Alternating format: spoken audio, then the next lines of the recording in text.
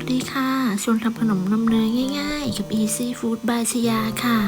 คลิปนี้มาชวนทำเค้กช็อกโกแลตค่ะสูตรเค้กช็อกโกแลตง่ายๆไม่ต้องใช้ SP ไม่ต้องตีไข่ขาวให้ตั้งยอดเราไปดูวิธีทำกันเลยค่ะเริ่มจากการทำบัตเตอร์มิลค์ค่ะใส่น้ำส้มสายชูลงไปในนมสดจากนั้นพักทิ้งไว้ประมาณ15นาทีเมื่อใกล้ครบเวลาเราก็มาตีส่วนผสมกันเลยค่ะ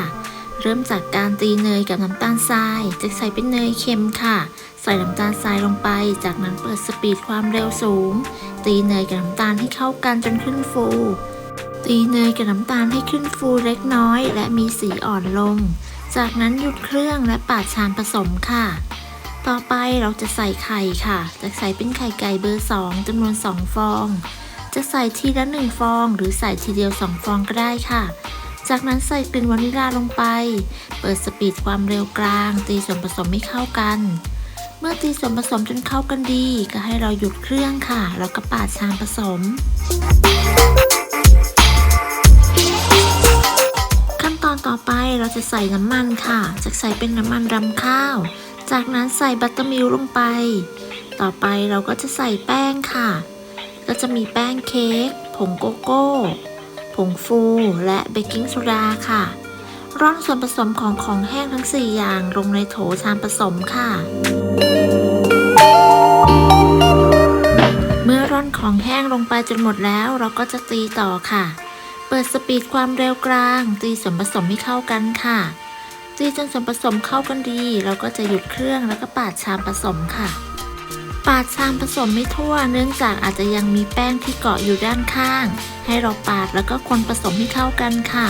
เมื่อเข้ากันดีแล้วก็นำไปใส่พิมพ์เค้กได้เลยค่ะจะใส่เป็นพิมพ์ขนาด2ปอนด์หรือประมาณเส้นผ่าศูนย์กลาง7นิ้วค่ะทาเนยหรือน้ำมันที่ด้านล่างของพิมพ์จากนั้นวางกระดาษรองอบทับลงไปเสร็จแล้วก็ตักส่วนผสมที่เราตีได้ใส่ลงไปค่ะตักส่วนผสมทั้งหมดลงไปในพิมพ์จากนั้นก็ปาดส่วนผสมให้เรียบค่ะแล้วก็ใช้ไม้สะอาดคนเพื่อไล่อากาศหรือเคาะพิมพ์เบาๆเพื่อไล่อากาศค่ะเสร็จแล้วก็นำเข้าอบได้เลยอบด้วยไฟบนล่าง160องศาจากวางไว้ชั้นล่างของเตาอบใช้เวลาประมาณ 35-40 นาทีเมื่อครบเวลาก็นำเค้กออกจากเตากระแทกพิมพ์เบาๆจากนั้นเช็คสุกด้วยการใช้ไม้สะอาดจิ้มลงไปถ้าไม่มีเศษเค้กแฉะติดออกมาก็คือสุกแล้วค่ะจากนั้นเราก็พักเค้กไว้ให้เย็นค่ะระหว่างที่รอให้เค้กเย็นเรามาทำช็อกโกแลตสำหรับราดเค้กกันค่ะเริ่มจากการนำวิปปิ้งครีมไปต้มให้ร้อนค่ะเมื่อวิปปิ้งครีมร้อนแล้วใส่ช็อกโกแลตลงไปจะใช้เป็นช็อกโกแลตคอมเพลด์ค่ะจากนั้นต้มต่อจนกระทั่งช็อกโกแลตละลายดีค่ะเปิดไฟอ่อนและคนไปด้วยจนกระทั่งช็อกโกแลตละลายดีจากนั้นก็ใส่เนยลงไปค่ะแล้วก็คนต่อจนกระทั่งเนยละลายเมื่อเนยละลายดีแล้วก็ปิดไฟค่ะจากนั้นค่ะจะนำช็อกโกแลตมาเทใส่ภาชนะที่แห้งและสะอาดเสร็จแล้วจะนำช็อกโกแลตนี้ไปแช่เย็นเพื่อให้เซ็ตตัวเมื่อเค้กเย็นแล้วและช็อกโกแลตที่เราแช่ไว้เซ็ตตัวดีแล้วเราก็มาประกอบเค้กกันค่ะจะสไลด์เค้กออกเป็น2ชั้นค่ะถ้าเพื่อนๆอยากจะสไลด์3ชั้นก็ตามที่ชอบเลยค่ะสไลด์เค้กเสร็จแล้วเรามาประกอบเค้กกันเลย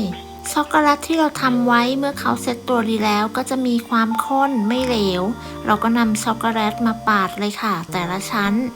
ใส่ช็อกโกแลตลงไปในเค้กแต่ละชั้นแล้วก็ปาดให้เรียบปาดจนเรียบแล้วเราก็นำเค้กชั้นที่2มาวางได้เลยค่ะแล้วก็นำช็อกโกแลตมาปาดเหมือนเดิมใส่มากน้อยตามที่เราชอบเลยนะคะช็อกโกแลตจะมีความเข้มข้นมากๆค่ะแจ็คใช้เป็นช็อกโกแลตคอมเพลด์ผสมกับวิปปิ้งครีมก็คืออร่อยลงตัวมากๆค่ะเพื่อนๆจะใช้เป็นดาร์กช็อกโกแลตก็ได้ค่ะปาดช็อกโกแลตเสร็จแล้วเราก็มาแต่งลายค่ะแจ็คแต่งลายง่ายๆด้วยช้อนส้อมค่ะลากเป็นลายแบบนี้